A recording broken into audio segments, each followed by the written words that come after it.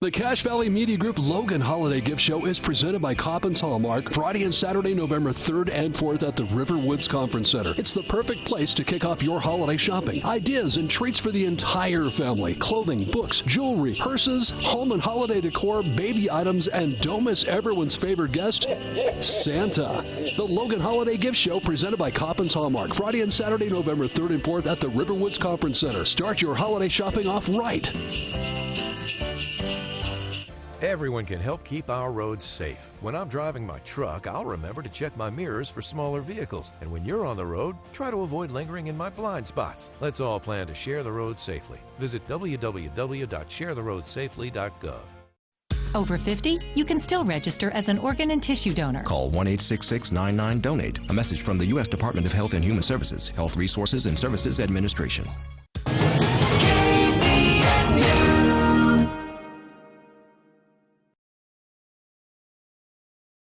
It's time for the Garden Guide with your host, Mark Anderson from Anderson Seed and Garden. New research suggests that people are more likely to eat vegetables if they have a tempting name. What would life be without homegrown tomatoes? Only two things that money can't buy, and that's true love and homegrown tomatoes. From gardening to landscaping. Today we are going to try and create garden eyebrows. Kind of like the flowers are sprouting directly from your hair. That makes sense. Phone lines are open at 753-KVNU or 800-369-KVNU. Kind of like eating vegetables. It's the Garden Guide, now on KVNU 610 AM and 102 FM. And we welcome you to the show on a very cold Saturday morning. Mark Anderson here in the KVNU studios with us. I'm Will Feelwright. We're grateful to have you along with us on this very cold Saturday, which I guess this means the show's done, right, Mark?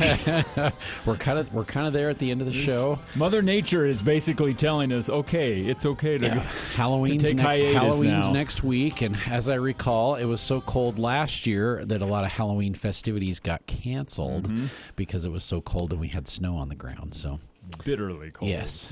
So I'll take this anytime. Yeah, it's supposed to be like close to 50 today. Well, I guess 45 is what they were saying. So, and the sun's going to be out this weekend and into next week. It's just this cold front's come in, and I went out through, picked all the tomatoes, picked the last tiny little zucchini I was holding out that they might grow, and just brought it all in. We've been spoiled with those 70-degree temperatures early in the week. So, but that means we've got a lot we can talk about as far as harvesting. What can you do to help green up or ripen up tomatoes, and how to ripen up your apples and pears that you pulled off. Things we can talk about like that, and prepping the garden for next year and cleaning up. And I mean, there's a lot of different things. Hopefully everybody's got their sprinkler systems drained and cleaned out, because 20-degree temperatures can cause some problems. So we definitely don't want that. Plus, there is no reason at all to be watering a lawn right now because we had an inch of rain in a 24-hour period. So there's just no reason for it. A lot of moisture, and that's great. That's a really great start to our water year.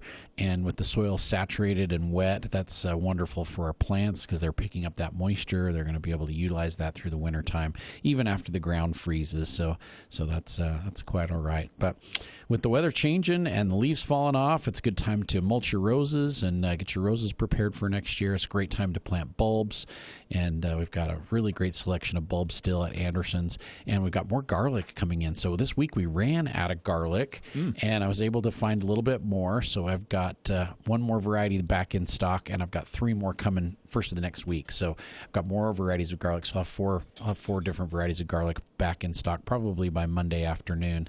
And so that's kind of a nice development. We thought we were done for the year, and I was able to track a little bit more down at a reasonable price. So that's the hard part, is it's like I can find it, but it's so expensive. It's very expensive. It's just like I'm not gonna pay that much for it. So some crazy prices online for garlic, and you just go, really? It shouldn't cost that much. So kind of kind of crazy. But we do have some really nice pumpkins for sale at Anderson still, some various sizes and some really unique colors and unique styles of pumpkins, and they are all 39 cents a pound. So if you're looking for some pumpkins for the weekend or to carve on Tuesday, Halloween's Tuesday. It's just coming up. We've got a great price on pumpkins at Anderson's, and we still have a few trees and shrubs left. I'm really surprised at 75% off if you pay with cash. We've got some really, really nice sycamores. There's a couple other flowering trees that are gorgeous, and I'm just like, why are these still here? So come and take 75% 75% off if you pay with cash. You can't beat that. I do have some fruit trees that are 75% off, and I've still got our gorgeous late crop that came in that are just 25% off, but they look amazing. And that's a perfect time to plant. I mean, the ground's not frozen, and temperatures are cooling down. This is a really great time to plant, and at those prices, you really can't beat it. It's a good deal. Yeah, it's a really good deal. And then there are festivities going on downtown today, so it's kind of the fall Halloween festival and the witches dance today, which will be this afternoon and tonight, right? It is. I've got the schedule right here. Let's see. So there's trick or treating on Center Street from 12 until 6, and this isn't for the whole downtown. This is just on Center Street. Yep. And then hopefully there'll be some food trucks show up about 2:30. They'll stick around till 7:30. There's tournaments going on that they'll have there on Center Street. Costume contests. There's I Spy kind of challenge for kids to do. A lot of different arts and crafts, live music from 4:30 until 6:30, and pumpkin decorating contest, all kinds of fun stuff. And then the witches dances at 6:30, 7, and 7:30 tonight. Okay. Yeah. And then there's a movie at the Utah Theater as well, too. Free movie, Monsters, Inc. at 8 p.m. So all sorts of things you could be doing. Yeah, all kinds of fun stuff going on Center Street, downtown in Logan today. Okay. Yeah, all kinds of fun. Well, and we weren't just joking, actually. This is the last show of the season, so last chance to call in with your questions about prepping your garden for winter, how to get your roses ready for winter. We can talk about, we did last week talk about spraying fruit trees right now. Yes. Really important. Really good time to do that. Right, yeah, for sure. And then taking care of your lawn. As we've kind of said before, if you didn't do anything to your lawn all year between now and Thanksgiving, it's the time to just apply one application. To winterize. Just get a good fertilizer on it. After all the stress and wear and tear that the turf takes all summer long, this is the time to really help it recover and recuperate. And so a good winterizer fertilizer with some humic on there as well, too, will help the grass recover and get back in great shape for next year. So this is the time when the grass, it goes dormant, but it still feeds all winter long. So we can get that fertilizer out there. It'll feed it all winter. And then in the spring, as soon as the snow melts, which hopefully is not the 20th of April next year, we're hoping for much earlier in March. We do not want to be starting next year's garden show talking snow again. Exactly. Yeah, that was not. It was really hard. Yeah, that was not my favorite. The home and garden show, we had a foot of snow. I know. For the home and garden show, the end of March, and then it just dumped again. I think I've got pictures of my deck on the 5th of April when we got that big snowstorm. Oh, yeah. And there's 2.5 feet of snow on my deck for the 5th of April. So, we'll take the moisture. We've had a great start to the water year already, so we're looking great. Hopefully we will continue to stay wet throughout the winter time, but I would like it to melt sooner. Yes. Next year. I know Beaver Mountain's already pushing around about a half a foot. Yeah, so they got 6 inches. And then I heard up in Teton Village they got 17 inches this week. So and a couple ski resorts down around Park City open, I think, this next weekend. Yeah. So yes. They must be making snow. So it is the last show of the season. So call in with any of your questions, your comments, anything you have for Mark Anderson of Anderson Seed and Garden. 753-5868 is the phone number, or 1-800-369-5868. And be curious to know, we've talked about it in the past, that gardening is really a learning experience. And, every single year you kind of find some things that you learn, and this is an opportunity to pass on some of that knowledge to others. of what did you learn? What did you try? What did maybe failed? What succeeded? And we can talk about that, too, this morning. Let's go out to the phone lines, and we'll start off with Todd joining us on the line from Logan. Todd, welcome to the show. Good morning, guys. I spy two gardeners that hate the snow. Well, it's just the cold that goes along with the snow. I don't mind the snow. I just want it to leave when it's supposed to. Yeah. Well, I don't like that S word either. Yep. I like it. I like it to melt that first week of March, and then we can get out in the yard. And then if it snows, then it melts off really quick. Last year it kept snowing, and then it wouldn't melt and it wouldn't go away. So I think probably here in Cache Valley we had the coldest year on record. Yes, it was like a bad dream. Every day you wake up and it'll be there. 6 months of winter is what we endured. So, yes. Yeah. Okay, question for you, garden guru. All our flowers that we planted and everything else, how do we prep those for the upcoming winter season? Your perennial flowers? Everything, yes. So annual flowers, we're going to be pulling all the annual flowers out of our yard this week while the weather continues to cooperate, since they're all dead now. But they've been blooming and looking great up to this point, and so we'll dig those all up. I should say perennials as well. Yeah, and compost those. Well, I'm going to do all of them. So annuals are getting pulled up and composted. Perennials, we're just going to cut them right down to the ground and just get rid of all that foliage.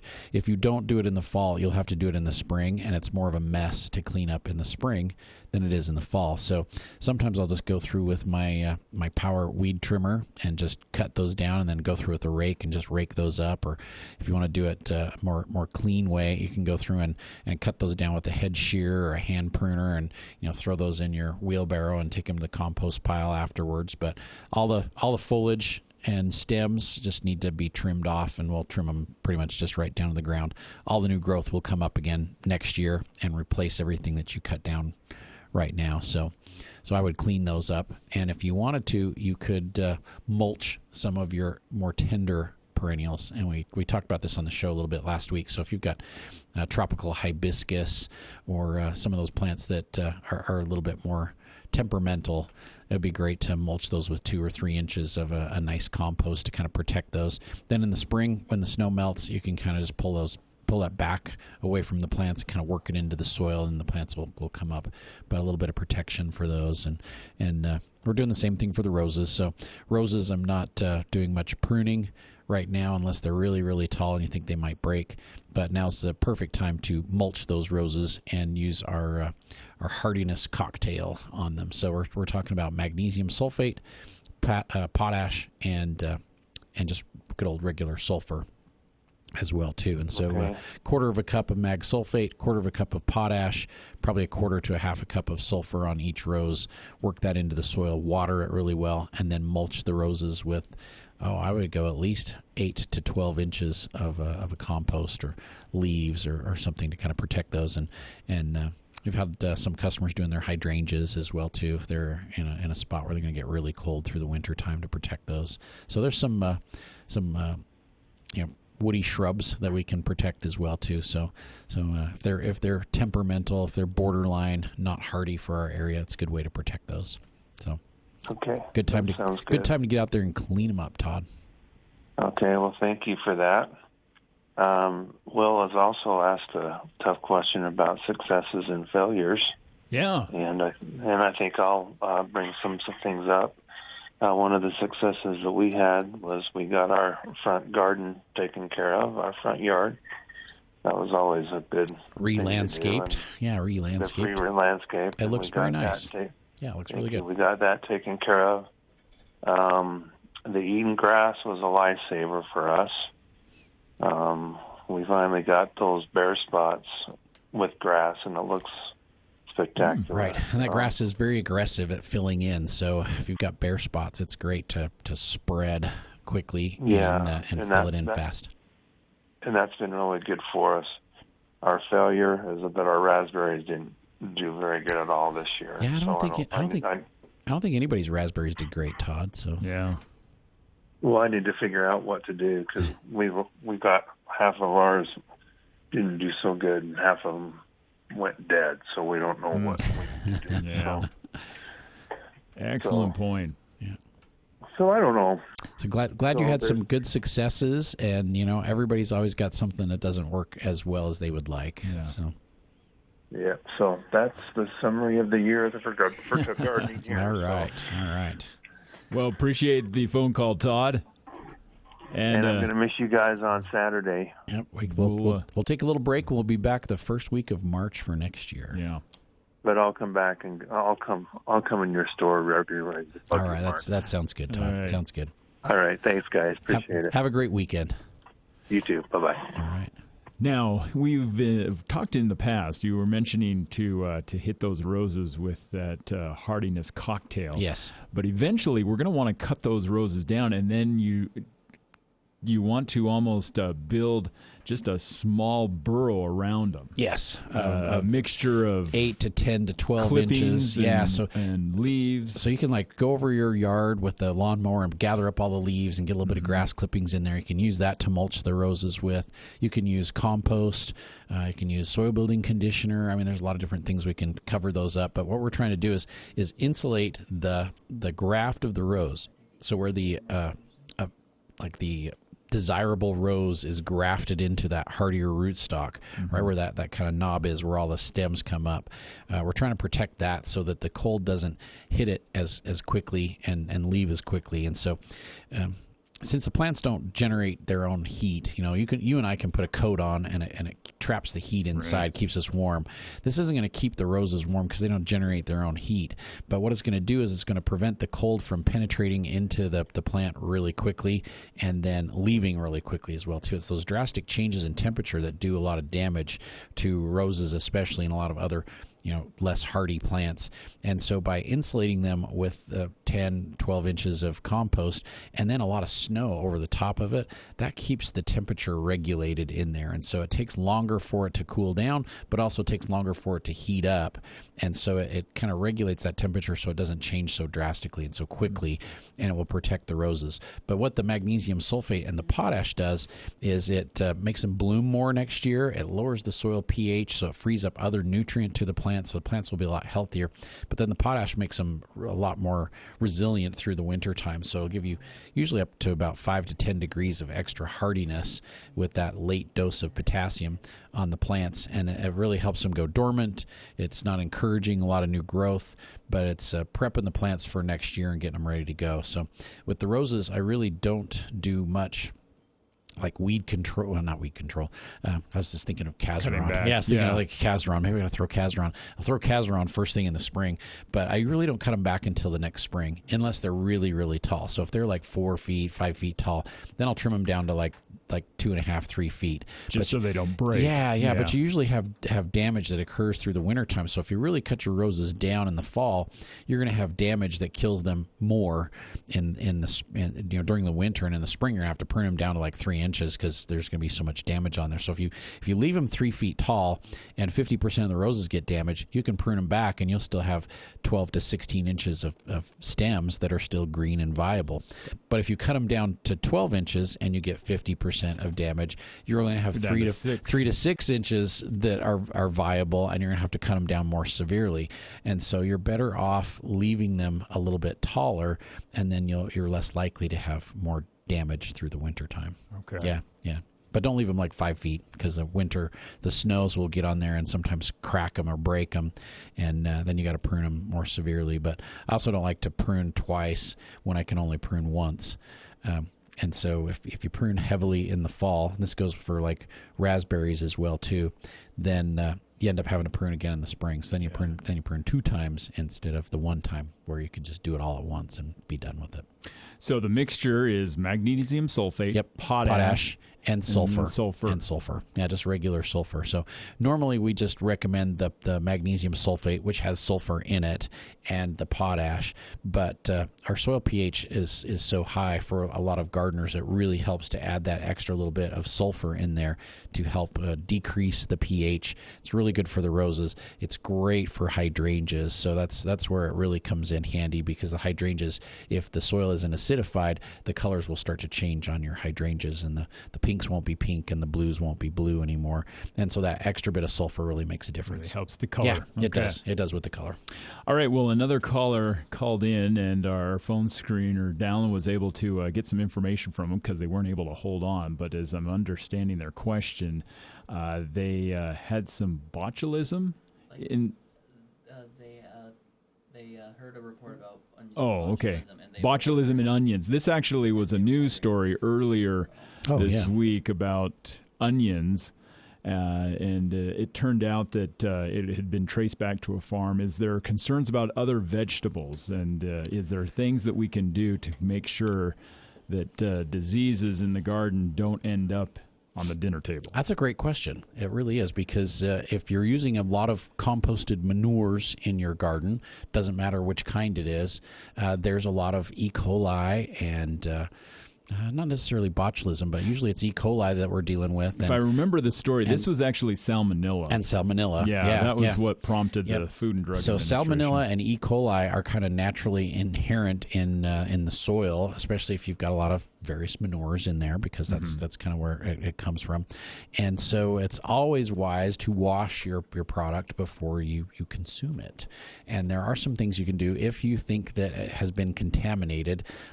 Let's say you bring in a nice big batch of fresh steer manure and work that into your garden, and you're growing plants in there, and your stuff is dirty and it's got steer manure on it. Potentially manure on it. Then if you really want to kill that, the best thing to use is hydrogen peroxide. And so hydrogen peroxide will kill just about 99.9% of every bacteria that's out there when it comes in contact with it for just a few seconds. And so it does a really great job. So there's vegetable washes. You can just do a light spray on your plants and let it sit for 10 seconds, and then go ahead and rinse it and use it. What I'm always concerned about is when I'm gathering up cantaloupes, because the cantaloupes have grown right on the ground, and I will always make sure and wash those before I cut them, because when you cut them, your knife is hitting the exterior of the skin, and then it goes all the way down through it. You can transfer stuff from the skin into the interior when you think, well, that cantaloupe should be fine because it's got that skin that's protecting it on the outside. But if you don't clean it before you cut it, then your knife's going to transfer the E. coli right into your cantaloupe. And so make sure and just wash your stuff before you eat it, and that will usually take care of most of the problems. Think about it. Your corn is inside this nice husk, and so it's kind of protected. And your cantaloupes are inside this nice skin that's protected. And so it's just always a good idea to rinse all your vegetables coming out of the garden, because if you're like me and most every other gardener that's out there, we like to add organic matter to the garden every single year, whether it's leaves or compost or grass clippings or straw. And a lot of times we use poultry manure, we use steer manure, we use all kinds of different manures and add that into our soil. And so it's introducing that into our soil and into our garden. And so it's always wise to wash and prepare and be ready to go. Yeah. So hydrogen peroxide. Hydrogen peroxide. Yeah, you can use chlorine bleach, but that is more a little bit more toxic to our environment. It gets into our water, where the hydrogen peroxide, when it gets into water, it turns into more water. Yeah. Okay. Yeah. Excellent question. And we can take more calls. 753-5868, 1-800-369-5868. Since you brought it up, it's a good time to talk about what is the best thing to do now that we are clearing off the gardens, hopefully getting them tilled up. What is the best mixture? I know we've kind of settled on. Back in the day, I remember my grandpa would go down to the farm. Yeah. He would grab the manure, and he loved it fresh. And, and he'd throw that stuff out on the garden. And for 2 months, you knew it was still in the garden because it stunk. But over time, we've realized that's not the best way to go.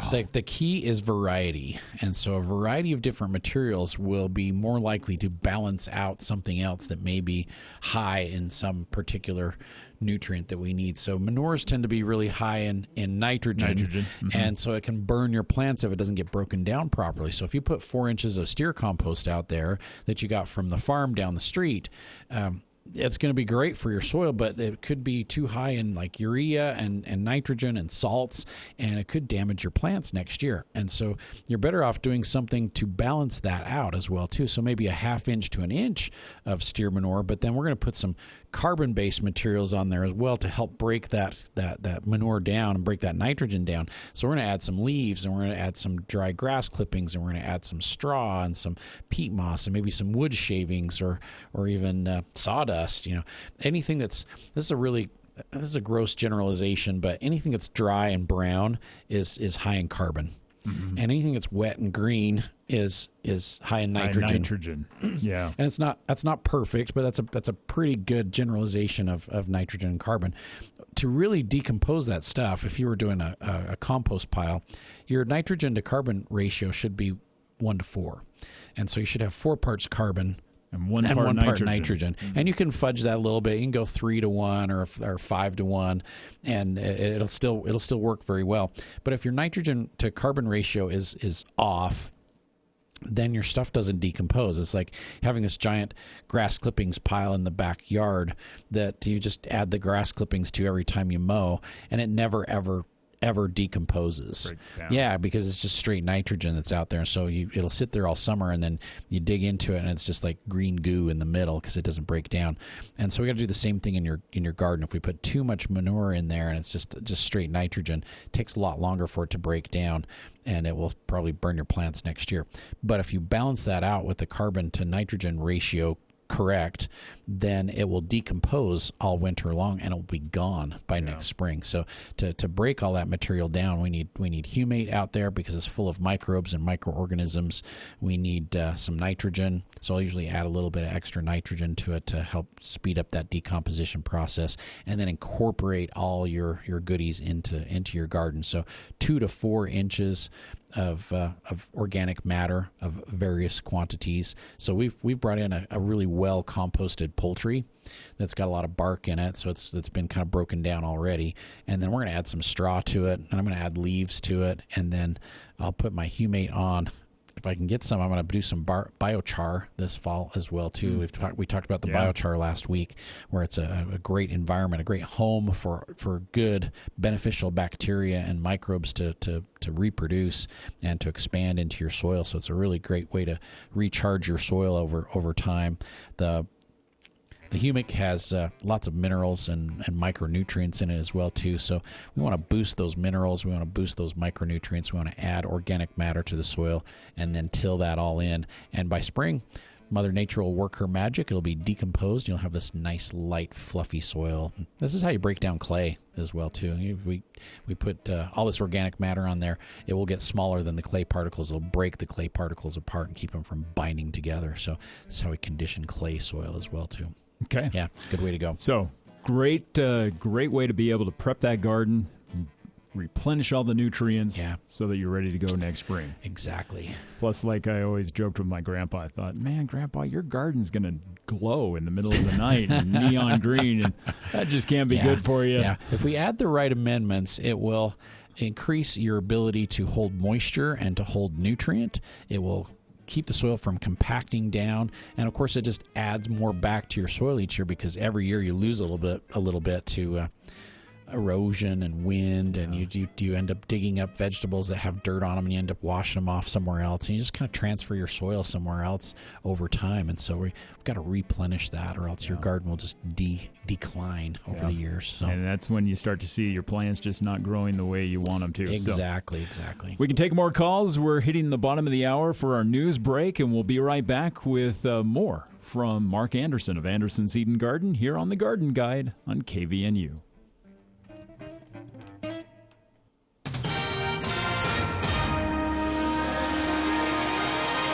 I'm Bill Walter, KVNU News. 5 months after a man was arrested for killing his wife and in-laws in Layton, he pleaded guilty to 3 counts of aggravated murder. 34-year-old Jeremy Bailey entered a plea deal on Thursday as he appeared virtually in court from the Davis County Jail. As part of his plea, the state dismissed with prejudice the remaining counts against Bailey. Bailey's guilty plea comes 5 months after he was arrested for killing his wife, 36-year-old Anastasia Alicia Stevens, along with her father, 73-year-old Donald Stevens, and her stepmother, 61-year-old Becky Stevens. Court documents state that Bailey called police to report he had killed his family members as well as 3 of the family's 4 dogs. Police report that Bailey told them he had an argument of some sort with his wife before killing her and her parents. Police report that Donald and Becky Stevens were from Nevada and visiting their daughter when they were killed. It appeared the couple was possibly planning to stay for the summer in Layton with their daughter. Governor Spencer Cox has ordered the flags of the U.S. and the state of Utah to be lowered as a mark of respect for the victims of the violence perpetrated in Lewiston, Maine on Wednesday. Flags should be lowered to the half-staff position until sunset on October 30th. The governor encourages individuals, businesses, schools, municipalities, counties, and other government subdivisions to fly their flags at half-staff as well. Pretty nice weather, but cold, clear at night, lows in the mid-teens, and then sunny during the day, highs in the low to mid-40s. Get more news at CashValleyDaily.com. I'm Bill Walter, KVNU News. From ABC Sports, I'm Mark Remillard. Here's the pitch. Swing and a fly ball, right field. Terrell back some more. Gone! Ball game! Adolis Garcia the opposite way. The final call on ESPN Radio as Adolis Garcia sent a walk-off blast opposite field to give the Rangers a 6-5 victory over the Diamondbacks in Game 1 of the World Series. For Garcia, it was his 5th straight game with a home run and his record-setting 22nd RBI of the postseason. Corey Seager hit a 2-run home run to tie the game at 5 in the bottom of the 9th to forced extra innings. Seager, after the game, discussing the Rangers' ability to come back and win. This is a resilient group. We've preached it all year, pass baton. The game's not over until all the outs are made. So we went in there and just tried to have some good at-bats in the 9th and then continue to have them in the extra innings. Game 2 tonight at 8 p.m. Eastern. This is ABC Sports. From gardening to landscaping, it's the Garden Guide on News Talk KVNU, 610 AM and 102.1 FM. And we welcome you back to the show. A nice warm 25 degrees outside the KVNU studios this morning, Mark. Fall is definitely here, and as we've been joking, this kind of marks the end of this year's show, and we'll be back 1st of March next year, hoping that temperatures are a little warmer than they are today. We mentioned it on the show last week that when we get our first frost, it's going to be a cold one. And this week that cold front swept in, and we've been in the low 20s. Yeah, so low 20s. Usually finishes off the plants. Yeah, pretty much when you're down into the mid to low 20s, there's no reason to try the frost cloth and all of those things. It's just going to wipe them out. The frost cloth does a great job when we're above 30. Yeah. We start getting into 29, 28 degrees, and then it'll go right through there and do damage as well, too. Yeah. But, hey, we've enjoyed a colorful and beautiful October. It has been one of the better falls. Between the flowers still blooming and the color on the trees, with the leaves, it's been a beautiful fall, and no complaints. Yeah, no complaints at all. Well, we've got a lot of calls that we can get to, a lot of questions still to answer, and so let's go right back out to the phone lines because Lori has been holding on through the break from Richmond. Lori, welcome to the show. Thank you. Hey, I went out to prune out my dogwoods, kind of thin them out and cut them down, and my goodness, they were completely plastered with little black bugs. Are those aphids? More than likely aphids, yeah. So there's little black aphids, and if they're all along the stem, they are everywhere on the stem, the leaves, everywhere. I was covered with them by the time I finished. I have experienced that before. So it was awful. Yes, and they're going to lay eggs, and you're going to have more again next year. And so once the weather cooperates and it's a little bit warmer for you to go outside, I would definitely use an insecticide on there. Okay. We've talked about using dormant oil. Horticultural oil does a really great job on aphids. It'll suffocate them. But if you put a little bit of a contact insecticide in there with it, it will do an even better job. So a little bit of permethrin, 7 would work great. bifenthrin, since it's an ornamental plant. I would mix that in with it, and they'll do a great job. Unless you just want to do a dormant spray, disease control, all at the same time, and then you could use it on a lot of different plants as well too. So Okay, so what about, the leaves I cut and everything, and I threw them away. I did not put them in my garden. Yeah. What about what falls on the ground and all around it? Yeah. Are they going to? Are the eggs going to survive the winter? You can gather those up and compost them, and that would work just fine. If you're concerned, you think you might be carrying insects around, you can send them to the landfill, let them compost them as well too, and that will work just fine. So it's totally up to you. I don't think it'll be also have a problematic. moonflower, is what it's called. It looks like a big morning glory. Yes. And it's a perennial. I don't know if you know what that is. I do. The moonflower. It has a white bloom. Big white flower. Yeah. So yeah, pretty. yeah. And it grew up my fence. It was beautiful, and never bloomed. And it had all these buds. And finally, I just looked really, really close, and it also had the same thing on it. These little bugs, and it was slimy, and they just ate the plant up. Not the plant, but the blooms up. Yes. How can I prevent that next year? Yes. So that's when, as they start to form those flowers, you got to kind of watch for various insects that are attacking the buds. And tobacco budworms get into geraniums and petunias, and if you don't get those under control, you won't have any flowers on your geraniums or petunias. But I sprayed for those. Yeah, there's other insects that are doing the same thing to other plants, because those flowers are little delicacies for them. And so if you're spraying for budworms, I just spray those vines as well too on the moonflowers, because when they bloom, they're so pretty, and the flowers are just huge and, like you say, white, very, I'm ready very to pretty pull and the delicate. plant up because it was so discouraging. Yeah. But I thought, well, maybe I should I clip off all the buds? They're just full of them. They're these aphids. Yeah, and you could trim it back for sure, and allow new growth to come up, and then a little bit of fertilizer next spring to encourage some new growth, and then you can treat them with a systemic insecticide like you do with your roses to just kind of prevent them a little bit. And so if you're using like the rose and flower insect control from Bayer, that's got a systemic in there. Yes, I have some. Yeah, that would do a great job and prevent them before they start to do any damage. Do I do that in the spring? I would wait until you've got full coverage on the foliage, because it has to be absorbed in through the foliage for it to be effective inside the plant, since it's systemic. Yeah. Okay. All right. Thank you. You are so welcome. Thanks for calling this morning.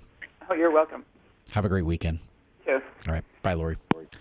All right, that clears up phone line, 753-5868 or 1-800-369-5868. As we've been talking about last week, and, Lori brought it up again.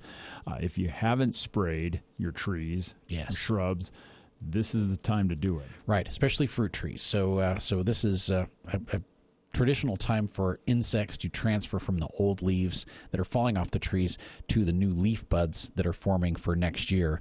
And so that's blister mites will do that, aphids, spider mites. There's a lot of different insects, thrips, that can transfer over to the buds for next year. And so if you do a dormant spray right now, either with a horticultural oil or a dormant oil, and then mix a disease control in with it as well too. So anything with copper in it, so copper soap or complete disease control from Monterey, Fungicide 5 from Fertilome. Those would be some great options for some disease control that you could mix right in with that oil, so we can control. There's a lot of diseases that winter over. So cranium blight or shot hole fungus, those directly transfer from the leaves this year to the leaf buds for next year. Yeah, and peach leaf curl and mildews of various kinds. There's downy and powdery mildews that can be transferred over. And so if we do that right now on our fruit trees, as the leaves are falling off, it will control the blister mites that are transferring over to the leaves. It'll control those diseases that are transferring over. And you'll get a nice, clean, fresh start for next year. If you wait till spring, sometimes those blister mites are already into the buds and have already done damage. And so fall's really the time to control that. And the disease control works on those different diseases diseases. Works on bacterial bud blight as well too. So it's a really great time to get a good fungicide insecticide combo on your trees as the leaves are falling off. And the best side effect is when you spray them, it knocks all the rest of the leaves off the tree, and then you can gather them all up at once instead of having to do it over and over again. Yeah, so it works great. Yeah, it's a really, really good way to do it. But critical that we do it right now. And really, dormant sprays, you got to wait till the daytime temperatures are a little bit warmer. We really want 45 and above temperatures when you're spraying, so don't do it when it's freezing outside. But if you spray during the day and it's 50 degrees and then it drops down to freezing at night, that's fine. You just don't want to do it while it's wet. So when you're doing the spray, the temperatures need to be above freezing, and that will work fine. Yeah. Okay. Yeah, that'll work just fine. Phone lines are open if you have a question for Mark during this final show of the season. 435-753-5868. 435-753. You've always said that number like 5 million times, too. Exactly. And then you can also, outside the valley, if you are calling on a landline, you can call toll-free 800-369-5868. You mentioned it earlier, Mark, that this weekend is going to be a big weekend on Center Street. And for people who want to come down and celebrate Halloween, there's going to be a number of events going on down there. So on Center Street today, we've got the Halloween Festival and the Witches Dance. And so we love to have activities on Center Street, and there'll be trick-or-treating right there on Center Street with the Center Street businesses from 12 until 6. There'll be food trucks. There'll be lots of activities and games and different things going on for kids. There'll be live music starting about 4:30, going until 6:30, and then the Witches Dance is at 6:37 and 7:30 right there on Center Street. And there's movies at the Utah Theater, at least a movie, Monsters, Inc., at 8 p.m. We've got pumpkins we've got on sale at Anderson, so they're 39 cents a pound, so you can pick up some pumpkins for carving this weekend. And just a lot of fun things happening there on Center Street. So come enjoy the fun, have some games. There's like a pumpkin contest. I think there's costume contest, like for best costumes as well too. So a lot of really fun things happening there on Center Street today. Okay, yeah, it's a lot of fun. Then also, I know next Tuesday the Downtown Alliance will do their trick-or-treating from 10 to 4. Yep, trick-or-treating downtown from 10 till 4, not just on Center Street, but all of downtown. Yeah. So today's just Center Street. Next week is all of downtown. So that's always a fun activity for the kids as well, too. Trick-or-treating there on Center Street for Halloween. And it's probably not too early to mention that a month from now, we're going to be talking Christmas. The Christmas open house. It almost seems weird to think about, but yeah. Yep. Christmas open house at Anderson's the weekend of the 17th and 18th of November. So it's really not too far away. The store is pretty much decorated right now. So if you come in for Halloween, you're going to see all the holiday stuff as well too. But we'll be doing trick-or-treating today, and also on Tuesday we'll have our giant spider out. His name's Fred. And so you get to see Fred the giant spider, and we've got a couple other surprises there at Anderson's with them giant skeletons, and I think there's a big scary tree as well too. So it'll be fun. But the store's decorated for fall, so we've got some fall and Halloween decor, and then the rest of the store is all decorated for the holidays. So it's ready to go. And we're selling Christmas trees, and we're selling Christmas lights, and people are putting up their holiday lights already. So that take advantage of the good weather. Take advantage of it. Get them up right now while you can, so we don't have to deal with it in the snow later on. It's a lot safer to do it now than it is later. Yeah, so absolutely. Yeah. So a lot of things happening at Anderson's. We're trying to clear out the rest of our remaining nursery stock. So we've got some trees, we've got some evergreens, we've got some shrubs, we've got a few things that are all 75% off if you pay with cash. We would love to find a home for those before the weather really, really changes here in this next month. So yeah, we want to get those. A new home. Okay, good price, can't beat it. And still time that you can be able to plant. Oh yeah. Ground's not frozen. It's perfect. So this week, all the organic matter and the zeolite and the humates going on my garden, we're gonna get that all tilled in. We'll be ready to go for next year. Last year the weather snuck up on us, and I didn't get my garden tilled in the fall. So you could tell a big difference. You could tell this year. Yeah. I could tell the difference. Even though we put stuff out there, it didn't get tilled in, and it just didn't want to break down. And we want to get it broken down this fall, get it going, and get that worked in so we have some nice, perfect soil for growing next spring. Okay. Yeah. Well, let's go back out to the phone lines and answer some more calls. We have Joan joining us on the line from Millville. Joan, welcome to the show. Hi, I've got a question about raspberries. How do you put them away for the winter? Great question. Do you have everbearing or June bearing? Both. Or both. Okay. I try not to do too much pruning in the fall unless you're going to just like cut your everbearing right down to the ground, which you can do. So at the everbearing, you could prune those right down to the ground, leave maybe an inch or two of stem, and just take everything else off and clean those up. And then next year, you won't have much of a crop in the middle of the summer, but then you get a really big, heavy crop in the fall. And so that's one way to prune the everbearing. But the other way is the same way we prune our June bearing. And what we would do in the fall, if they're really, really tall, the new canes that have come up this year, I'll usually trim them back just a little bit so they're manageable, so they don't get broken with, if we get heavy snows in the wintertime, we don't want those to get broken. But usually I'll wait until spring to do my severe pruning. And so a little bit of trimming up this fall if you need to. And then next spring, we'll trim those down to about 3 feet tall and take all the excess growth off and then fertilize them at that point. Usually I like to fertilize every time I prune, and I'll prune twice a year. So once in the spring, I'll prune and take those down to 3 feet, fertilize with a high nitrogen fertilizer with some sulfur and some iron in there. So iron, sulfur, nitrogen combination is really great for the raspberries. And then in the middle of the summer, after you've picked that first heavy crop of summer production off of your everbearing and then your main crop on your June bearing, that's when you prune them again. And those canes that produced fruit are the ones from last year, and so then you're going to prune those out right down to the ground and get rid of them and let all the new growth that comes up in the spring, we're going to let that produce in the fall on your everbearing, and then those canes will produce again next year on your June bearing. And so old canes that have fruited come out in the middle of the summer, and then we fertilize again, and you start the whole process over again. So that's. So do they need anything now? Right now, if you wanted to put sulfur on, that would be great, but I wouldn't do high nitrogen. That'll encourage more growth on them. We want them to go dormant. So sulfur would be great for right now, but otherwise I wouldn't do a whole lot to them until spring unless they're really tall and you need to kind of trim them down so they're more manageable through the winter. Okay, great. Thanks. Right. You are so welcome, Joan. Good luck with your raspberries. Thanks. We can use it yes, sometimes. exactly. They were really slow to get started this year, so hopefully we'll have a little better crop next year. But thanks for calling. Have a great weekend. Thanks, you too. You're welcome.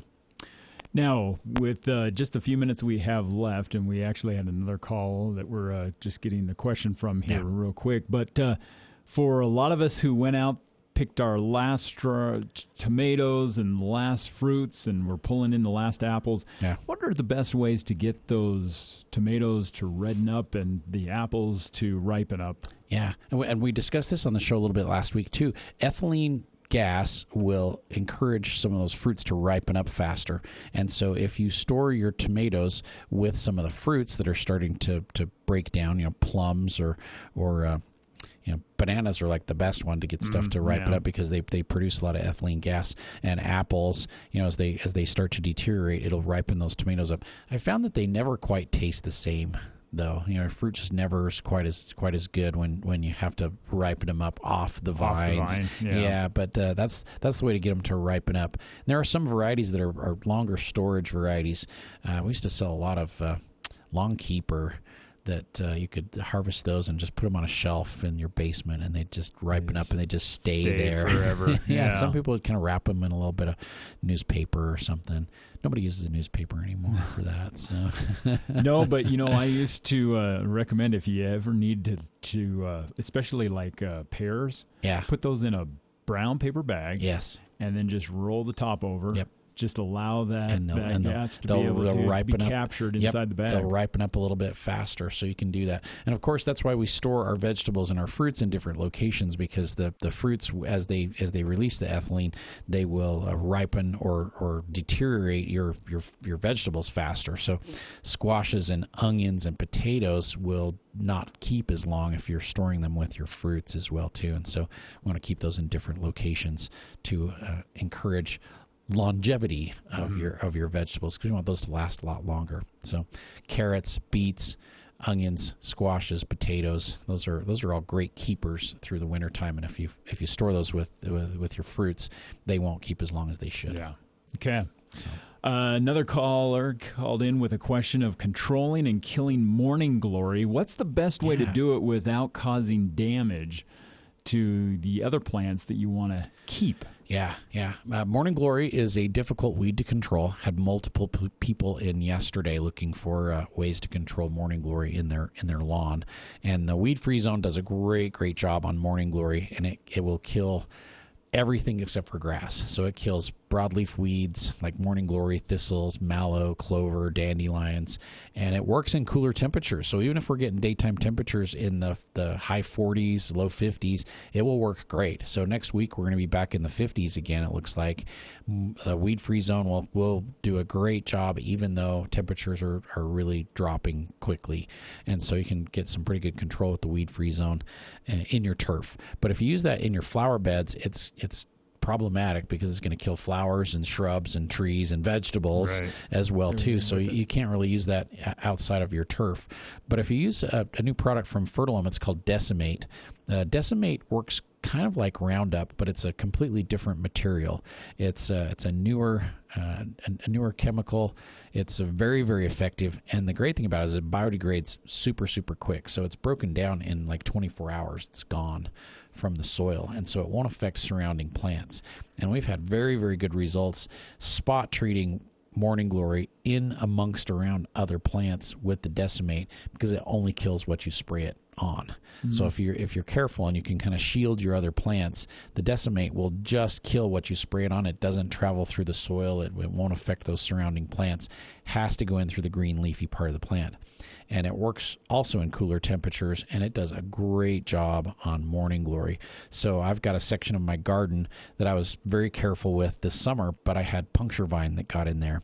Didn't want to use the weed-free zone because that would wipe out everything. Yeah. So I went in there and very carefully sprayed with the Decimate, and it killed every single piece of puncture vine, or burr buttercup, or goat's head, or whatever you want to call it, that I sprayed it on, but it didn't bother the surrounding plants, which were my peppers and my tomatoes, and I had a lot of other vegetables, and it did a great job. So I could go in there and very surgically pick out the weeds that I wanted to kill that were very difficult to control. That puncture vine's hard to get rid of once it gets going, and I was able to spray very selectively and just kill the weeds that I wanted to get rid of, and it did an amazing job. So Decimate from Fertilum is my go-to for some of those hard-to-kill broadleaf weeds.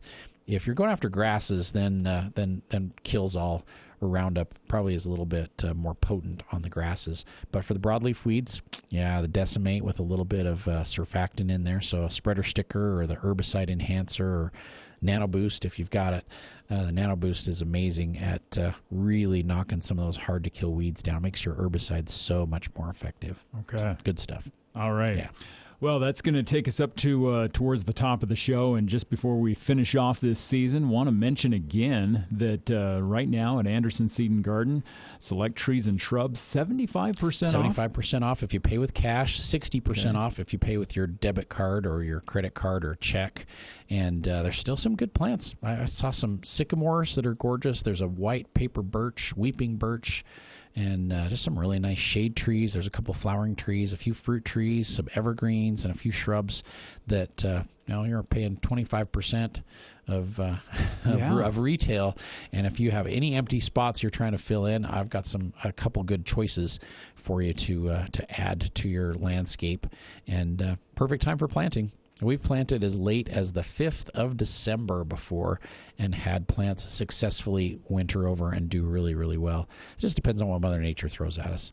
If we get some good weather for the next couple of weeks, we've got plenty of time to plant bulbs. We've got plenty of time to plant garlic, and we've got a great selection of bulbs in stock right now: tulips, daffodils, hyacinths, crocus, allium, and the garlic is coming up as well too. So we've got some new garlic that's showing up on Monday, so we'll have more garlic choices early part of next week. So that will be great as well too. And amaryllis bulbs just showed up this week. Okay. Amaryllis bulbs just finally got here. They're about 3 weeks late, but amaryllis bulbs are here. So I've got a good selection of amaryllis bulbs in stock as well too.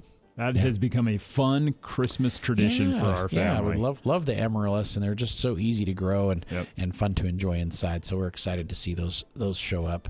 So we'll be potting up amaryllis like crazy for the next little bit. So all right, and in 20 seconds, remind everyone what's going on today. Center Street, we've got the Halloween Festival and the Witches Dance. Lots of activities going on. Trick-or-treating starts at 12. We've got live music at 4:30. Tons of activities for the kids, contests, and then the Witches Dance at 6:30, 7, and 7:30, and a free movie at the Utah Theater at 8 o'clock. So all kinds of fun on Center Street. Come have a Halloween festival. All right. Yeah. And Mark, thanks again for a great season of the Garden Guide. You're welcome. It was a lot of fun. It's always great to have you on the show, Will. Thanks so much. See you next year. 610 AM and 102.1 FM.